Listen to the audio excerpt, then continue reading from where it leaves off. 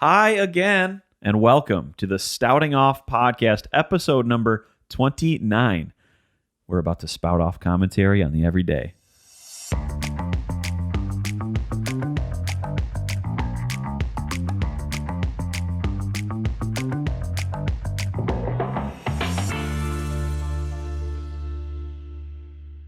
Hello again, and welcome to the Stouting Off Podcast. I'm your host, Drew Stoutenberg, joined live in studio, which is actually just the third bedroom in my house. It's not actually a live studio. Well, it is a studio, and it is live. And you are Jordan. How are you, Jordan? Doing great, thank you. That's awesome. The past weekend, we were in Kentucky. We went up for a little Bourbon Trail weekend. Podcast-wise, it was a two-stop tour. You know, we had that episode. Why did I call it A? The first episode we did, episode 1 on the two-stop tour, Holiday Inn Express in Bardstown. Yeah. Left the monitor Sold there. out. We left the monitor there. And that was sold out. Because it was at, 20% capacity? Is that what you're talking about? Yeah. Yeah, it was. We left the computer monitor there. It sucked. We had to go back, man, on the way home. Blended it was in. Right on the way. Yeah, it did. Yeah, so when we set up the podcast in the Holiday Inn Express hotel room, Jordan brought his monitor in to do some editing that night because we were up until 2:30 or 3 editing. Yeah. Well, you were editing, and I was awake for moral support while he was doing producer Jordan stuff. And then when we left, we packed everything up, and Jordan's monitor, it's a sleek looking flat screen monitor. It looked like it belonged in the hotel room, so we just left without it. I guess this is theirs. We just go downstairs with You the guys bellhop. should keep this. It looks good in here, honestly. It's like when you let a friend try on, maybe a pair of sunglasses or something, and they look better in it than you do. You know what? Honestly, just keep it. I've done that before. Tried my sneakers on. You know what? You actually look better. I'm going to be generous, and I'm going to graciously give those to you because you look better in them than I do. That's how we felt about the monitor. Yeah. Maybe subconsciously we felt that. And then the second stop on the two-stop podcast tour was in Louisville. I used to say it like that. Louisville. I used to say it like that, probably until like 5 years ago, honestly. I might get that from my dad, though. My dad says like Illinois, Oregon. Yeah, there's not. He says the word spiro for spiral. He says, I'm putting my dad on blast now, but I've seen on his shopping list, like, to get compound for the walls, like muddy, like putty or something. Yeah. Compound. COUM written on his shopping list. Like Compound. that. Yeah. One time we were out to eat, me, my brother, my dad, and one of our friends. We were kids. And this guy came in and he had like a unusually long appearing neck. He had a long neck. And my dad was like, dude, look at this guy. He looks like a giraffe. And we were all crying. My dad was crying because he thought he made a hilarious joke, but we were all crying because we're like, we're in elementary school and we know it's not the word giraffe with a T on the end. Yeah, dude. Giraffe. We were dying. Oh my gosh. My brother and I still talk about that sometimes. What other? Dude, I think when you come south, though, like when you get to the southern part of the country, Yeah. here, for example, everything has that, like Louisville becomes Louisville. Yeah. Nashville becomes Nashville. Nashville. Yeah. Like to at least the natives. Could you imagine that up in Michigan, Northville? Northville. No, dude, it would never. They'd be like, excuse us. We pay way too much in taxes for you to ruin our city's pronunciation of the name like that. It's called Northville. Sound it out. Sound it out, moron. Poor peasant moron. You couldn't even afford to say Northville on your podcast. Don't even know what that would mean, but Northville's a nice town. But they said it. But they said it. I have it on record. In court. That was a fun trip, though. That was a fun trip. Yeah, it was awesome. I bought more bourbon than I wanted to. That's okay. And you were Jordan with producer Jordan. His actual job allows him to be really generous with his coins, man. You bought us a couple meals. You drove, so thanks. You're welcome. Why are you looking at me like that? I'm not. True. Good point, actually. That was fun though. It was for Will's birthday, you know. Yeah, it was awesome. I really enjoyed it. That was like my first. Real. No, I won't say real because they're all real. Major distillery tour. Yeah, where you could see everything done on one property, you know. Yeah, because multiple rooms, multiple warehouses, things like that. As opposed to here, I went to Nelson Greenbrier. Greenbrier, and it's kind of an all-in-one little roundabout trip.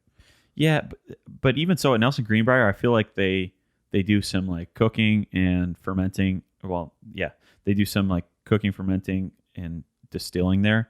But I don't think they like age the barrels there. So I remember when we went on this past weekend, we went to 1792, Barton, 1792. And we got to walk in the rick house. You were like, okay, yeah. Now I see what we're talking about. Yeah, it was honestly, awesome. The bourbon hobby for me and for Jordan and for Will and for Wasim and Joe and everybody who's in our bourbon crew, it's not just about like, and it's really not at all about just like, this is like party juice that gets you loose and like gets you drunk. That's not it. That's not at all. In fact, we never get drunk when we drink for the most part. Might happen by accident to, you know, here or there, but like we like bourbon because of the history and the story behind it and how it's made and the different like nuances of the process that you just make little micro adjustments here and there, and then you've got different products that taste like, yeah, you can pull out different notes and stuff, and it's not with any artificial flavoring. It's just fermented corn juice for the most part, you know. Right. But no, we don't drink to get drunk. That doesn't happen. It's we take little sips and we talk about, oh, I taste like some leather in this one. Oh, I taste some tangerine in this one. I taste some French vanilla in this one. And it's all made, you know, with the same process. That's what I think is so cool about bourbon. So without going too much further into it, that's what I've been drinking lately. You reached for the cue. Dude, I freaked out. What if we had a cue for that? No, it was a sweet trip. It's fun. It's just a fun little hobby. Yeah, we do not condone drunkenness on this podcast.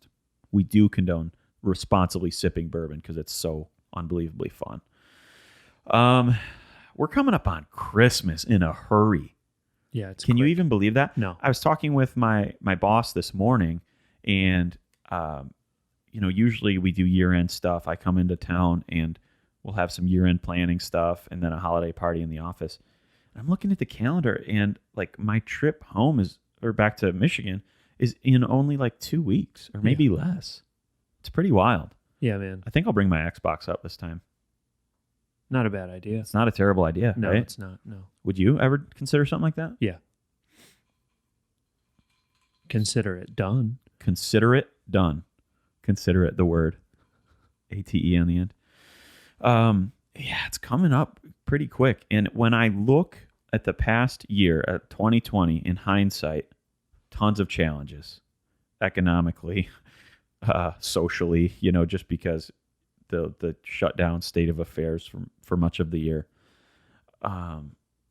hasn't been easy, right? A lot of people lost jobs. A lot of people lost loved ones and relatives and friends and family, and which I guess is what relatives are. And yeah, just kind of a year where everything was kind of put on pause, or even worse, like taken away. I was fortunate enough not to have lost anyone to COVID, and my heart goes out to anybody who has lost somebody to COVID. Like, man, that it really sucks. But when I'm looking back on the past year, it's really been a maturity year, a maturation process for me, because I've mentioned on past episodes, when you are comfortable in your normal honky-dory life, I don't believe that you grow that way. I believe in order to grow, you have to get uncomfortable. And not a whole lot is more uncomfortable to me than being in isolation and my career / job security not being there, the church not being able to meet that I belong to.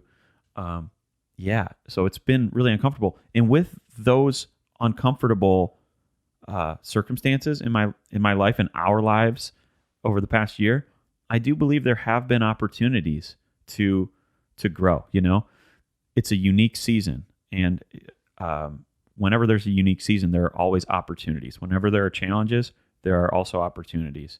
And I just started thinking back on the past year. I started thinking back on the past year and kind of just trying to exercise some gratitude over the past, several months. Yeah. How? And of course, it's hard to be thankful when you're in the heat of the battle, right? When you're in the eye of the storm, it's not easy to practice gratitude. And those who do, I believe, actually experience much more peace and joy than those who don't, which I usually fall into that latter category. It's hard for me to be thankful and practice gratitude when I'm feeling sorry for myself, But I was looking up gratitude, and we all know it's a good thing to practice gratitude, right? But I found from Psychology Today, which I believe is a scientific journal, they posted an article called 7 Scientifically Proven Benefits of Gratitude. Do you want to hear some? Yeah. How many? 5. All right, I'm going to pick my best 5. Listen to this. So I'll explain the intro. It says, in quotation, "Stop feeling sorry for yourself," we are often told. And while it can be hard to avoid self-pity entirely, mentally strong people choose to exchange self-pity for gratitude. Whether you choose to write a few sentences in a gratitude journal or simply take a moment to silently acknowledge all that you have, giving thanks can transform your life. Here are 7 scientifically proven benefits. Gratitude opens the door for more relationships. Not only does saying thank you constitute good manners, but showing appreciation can help you win new friends, according to a published study in a journal in 2014. Opens the door to more relationships. Well, I could tell you that, right? Externally exercising gratitude and emphatically thanking somebody when they go above and beyond, or even when they do something small. Yeah.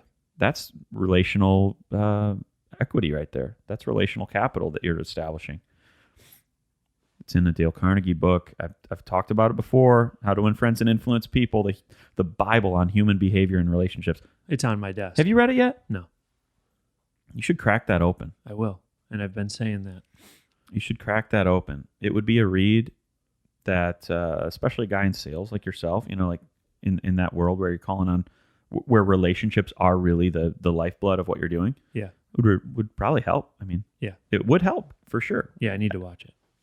Read it. Headphones unplugged for a second. I'm going to watch the book. I'm going to watch the movie instead of read the book. Of that. Just a slideshow of just like a business presentation. Dude, the headphones are giving me a time and a half right now. The adapter's really like loose, where I plug in. And so sometimes it's just going to be like, I'm going to peace out for a sec. Is Dude, it good now? Yeah. Playing Call of Duty with your nephew, by the way, was extremely funny. He's hilarious. He's a 7th grade kid, and he's got all this lingo that I was like, man, I am getting the biggest kick out of this. Like, maybe it's just my age showing, but I remember being in that stage of life where there's just like new slang all the time. Yeah. What did he say? What were some phrases he said? He was like, yeah, it's the vibe, no cap. Like he was saying stuff like this, and I thought something about like you had said, "Oh, I suck this round" or something like that. He's like, "Don't worry, man, you're gonna pop off here in a second." Yeah, I was like, dude, what? I love that. I mean, just a 7th grade kid saying that was so like endearing. I thought that was so funny. Now, if he listened back to this and he was like, he heard it, and he would be like, "You guys freaking." I wasn't trying to be cool, like funny or cute, but it was cute, like, and it's like a childlike way, like just a kind of innocent, just normal kid being kid stuff, And he's better than all of us at Call of Duty. He is. He needs to improve on the looting side, but on the shooting side, he's fantastic. Yeah. And I've seen some of his work firsthand. He's moldable. Yeah. We can work with that. Yeah. Most importantly, when it comes to somebody you're trying to build with, as long as you can trust them, you can build with them. That's my philosophy. And that extends throughout all of life. Personal relationships, romantic relationships, business relationships, Call of Duty relationships. Yeah. Podcast production relationships. Do you trust me? I would trust you with my life. Do you know that? Yeah. You're like, Yeah, I do I know that. I actually know that. I was expecting that answer. Listen to this. Gratitude improves physical health. Did you hear that just now? Throat gurgled. No. I'm sorry if so. Gratitude improves physical health.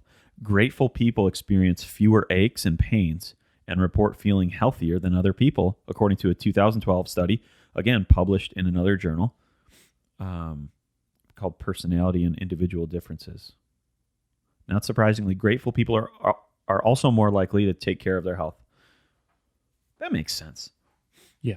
When you have, there are certain hormones and certain molecules in your body that promote stress and promote just uptightness, and those also can act on muscles and blood vessels to just keep you tight and constricted, and can restrict blood flow. And there are actual physiological effects to being stressed out or ungrateful or worried or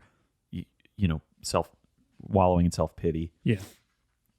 And let me just give a disclaimer there. I'm not trying to say, like they said in the opening line, stop feeling sorry for yourself. You have every right and reason, especially in a year like this, to feel bad. I'm just saying that this, all backed by scientific research, those who exchange self-pity for gratitude experience, more success. I'm not even talking about financially. I just mean life success, Sounds like it, at least.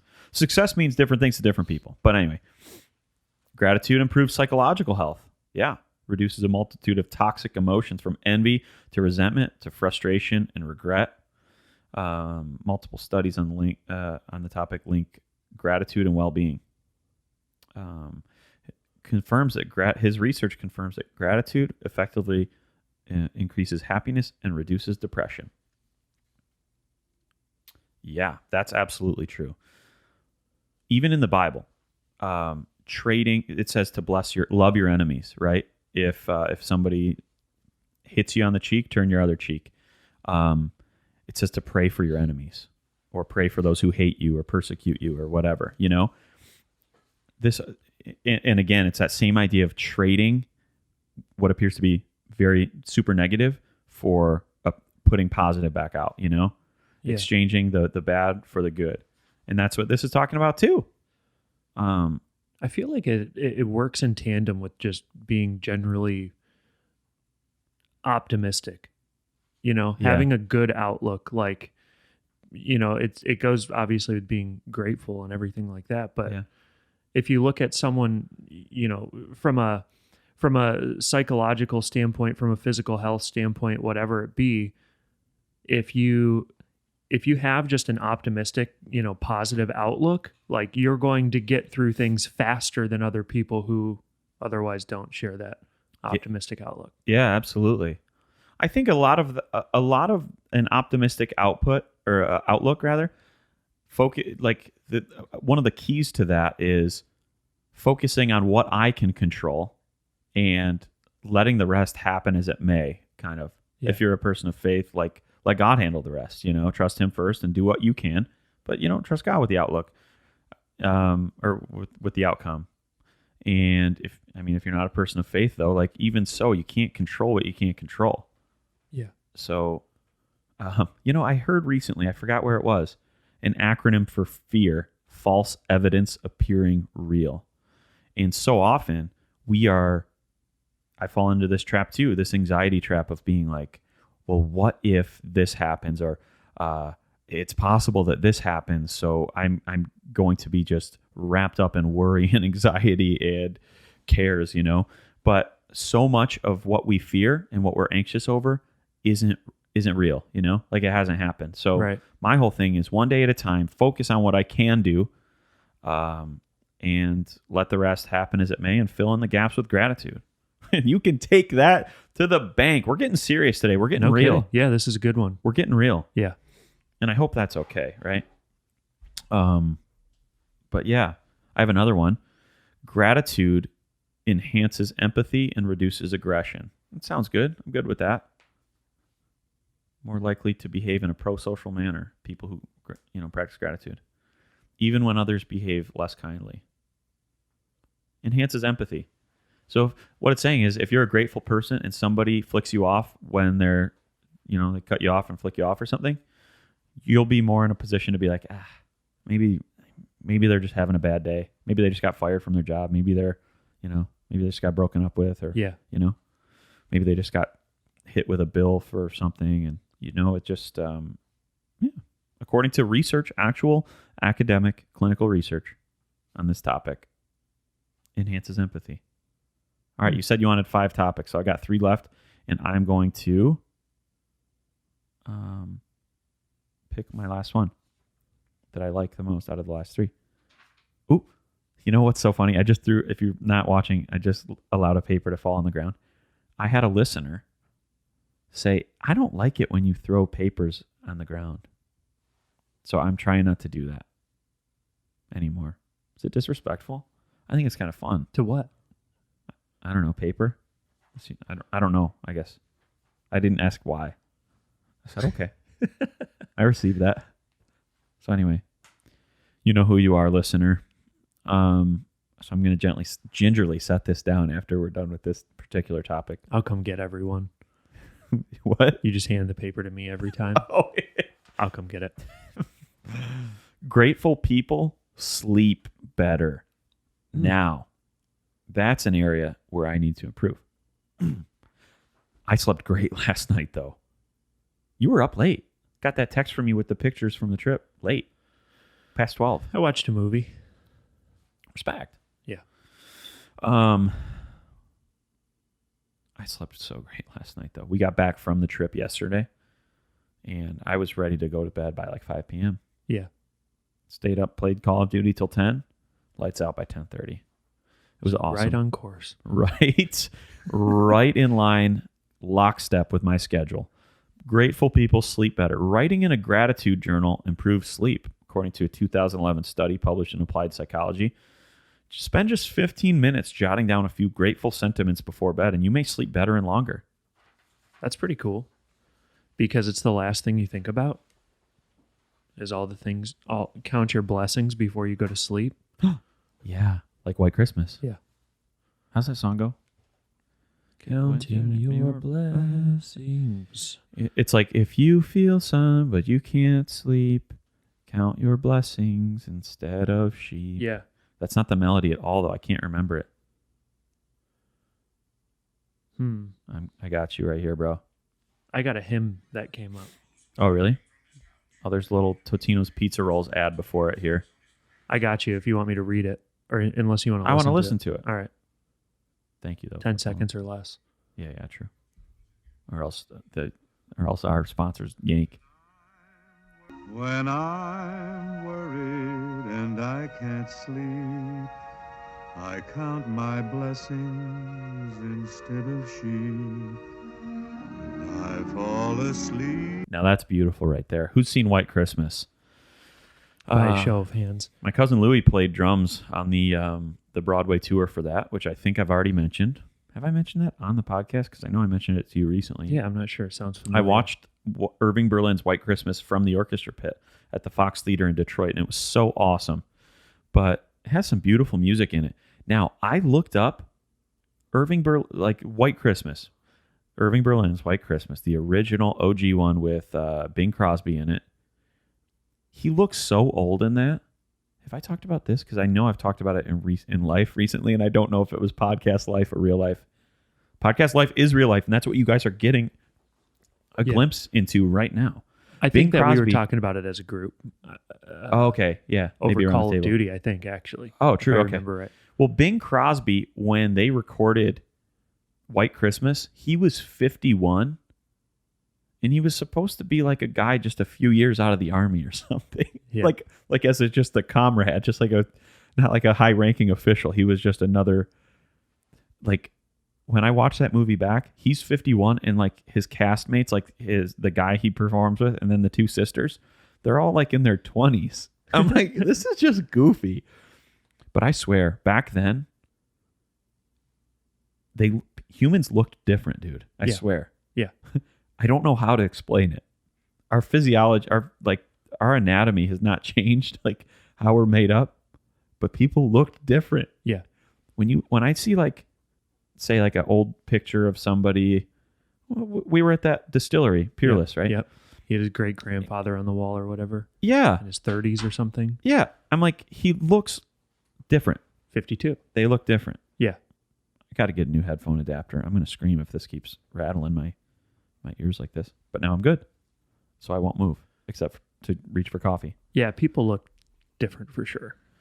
When you do women too. Instead of sleep. Like high curl factor in Yeah. their hair. And makeup is way different now too. Uh-huh. Yeah. I'm pretty sure many women didn't even wear makeup back in the day. Yeah, maybe. Maybe it's Maybelline. Did you ever think about that? Maybe it's Maybelline. Where was I going with when I started talking about counting your blessings? Maybe just gratitude. Yeah, you said if you wrote your what you're grateful for 15 minutes before you go to bed, you sleep better. And then we started saying counting your blessings. White Christmas. True. And here we are. And here we are, just moments later. I saw something on I saw something on Instagram/YouTube that tickled me until I was red in the face. I was laughing about this for hours and hours. It was Kenneth Copeland, this TV televangelist. Kind of seems like a scam artist, but who knows? I just had the coffee in my hand for 5 minutes. I didn't even take a sip of it. The sound of the ice in the glass on the mic annoys me. But anyway, Kenneth Copeland, this pastor on TV, was like rebuking and like casting COVID away into the pit of hell. You know, he was speaking against it. And this guy who actually went on his YouTube channel, he does like parodies, or he puts like hardcore like metal song arrangements to viral bits that are funny of this, or like similar to this. And I have to play a little snippet from this. I execute judgment on you, Satan, you destroyer, you killer, you get out, you break your power, you get out. This arrangement is so awesome. Yeah. Like it actually sounds like a real song. I demand a vaccination to come immediately. Dude, like I want to listen to that in the gym. It actually fires me up. I found that on the Instagram account called Not the Bee, which is a spinoff of the Babylon Bee, which is a Christian and far right wing satire site which I don't even care for at all because I think it's super corny. And I like satire when it's equal doses in both directions, you know? Yeah. But when it's just one way, I'm just like, dude, how are you going to point out the speck in somebody else's eye when you have a plank in your own, you know? Yeah. But anyway, in terms of that was this whole side topic, but I just enjoyed that little metal arrangement. On his YouTube channel, he did a ton of videos. He did the one of Paul, I believe her name's Paula White. She's another television minister. When she's like, sending angels from Africa, from New Zealand. You know what I'm talking about? Did you see that one? No, I didn't see that one. She's like basically calling in angelic support from all over the world to help Donald Trump win the election. Oh boy. It was funny. Victory. Some of those people who are the like the original guys of bad lip reading, and also it was like something brothers. Gregory Brothers? Yeah, I think they didn't so. do bad lip reading, but they do all those auto-tune That's what I'm the thinking of. news. Okay. And Yeah. they did some classics. They did Yeah. Bed Intruder song. Yep. He's climbing in your windows, which is also a heater. Some of those songs actually slam. Yeah. Oh, for sure. They're really funny. That's kind of what I was like going. That's what I was going toward with my comment is like some of these guys who can rearrange someone's just speech, yeah, and make it something awesome. It's very That's funny. really cool. They do the Gregory Brothers, which is actually like a group of 3 or 4 people, Okay. including a girl. Like they're not brothers. I Okay. think 2 of them might be brothers, but I'll have to fact check. Somebody will fact check me on that, I'm sure. Actually, Drew, I get texts like this all the time. Actually, you were wrong on that. None of them thank are you. brothers. They're all You cousins. Idiot, you didn't know that off the top of your head. But they do. They'll take auto-tune to people's voices and like arrange them in very, very funny melodies in different ways and stuff. I didn't really have too much more. We might just go kind of light with this episode, a little shorter than usual. The holidays are fast approaching. I'm excited. I am just now beginning to roll out the Christmas music. Don't have any Christmas decor yet. You going to put it up? I don't know. It's in my crawl space. And I don't know. I'm not even going to be here for Michigan or for Christmas. I'm going to be in Michigan for Christmas, and I'm going to be in Christmas for Michigan. But even so, I just don't have a lot. I have a little pathetic looking Charlie Brown Christmas tree that goes on my coffee table with lights that don't work. I don't know. I think you're going to have to do it because... I have some Philips Hue bulbs. I could just program them to red and green. Yeah, that would do it. That'll do it. Get a Christmas candle going, get the Philips Hue bulbs, get the fireplace going on the TV. We got to get your Christmas tree out. You can't spend... I won't let that happen. I'll go into the crawl space. Will you? After we wrap up here? Yeah, I'll do it. Jordan's down in my producer Jordan down in my crawl space, getting my Christmas stuff out. That'd be special. Yeah, that's what's going to happen. No, I couldn't let you down there. It is clean, though, because it's an encapsulated, which is a difficult word to say, crawl space. Yeah. But not in the traditional sense. When I start talking about crawl spaces, I start to stammer. And you know that. It's a clinical diagnosis. Touchy subject. It is. Sensitive. It's very sensitive. That means we're running out of topics. So that's all I've got. Do you have anything else? No, I'm good. Cool. Well, practice gratitude in summary. It'll make your life better. It'll make you, it'll just make your life better and help you sleep better, as we heard. Did any of those stand out? The sleep one is huge for me, and also increasing empathy for other people. Yeah. Let's do something. I've got an idea. Huh. Let's do a contest, a giveaway. But Okay. it's going to be Christmas presents. I'm going off the cuff here. This is on me. Okay. Everybody send in their Christmas decorations. We'll pick 3 people of our favorite Christmas decorations, send them a Christmas present. Okay. Yeah. Send us a picture of your living room. Yeah. We're going to decide. Or wherever the decorations are. You can send them to our Instagram, stouting_off on Instagram. So send us your living room decor or in front of your house. Basically the best display of Christmas stuff. In your home. We're going to choose in your home or outside your home. Could be lights from the outside. We're going to pick our favorite 3 and then we're going to send you something. And Jordan's going to lead that out because he's the producer. Yep. And I'm going to co-sign on it. And it'll be fun. And you think I'll have a puncher's chance at winning after you get my stuff out? Do you think I'll have a chance? Yeah. Thank you. That's what I needed to hear. Vote of confidence. Goes to me, you, and Mon. There's an episode of The Office where that happens, where Jim puts together a employee of the month thing, and by some chance it goes to him, and then he's like, okay, well, it can't be me, obviously, because he was the manager at the time. He's like, well, then who's the runner-up? And then it was Pam, and then he gets in trouble for it, but it turns out Dwight orchestrated the whole thing. But anyway, let's do that. That's a good idea. Send us your Christmas decor to our Instagram DMs. So without much further ado, I'm going to end the episode. Episode number 29 was this? Mm-hmm. Episode 29 of the Stouting Off podcast. Thanks for listening to us spout off commentary on the everyday.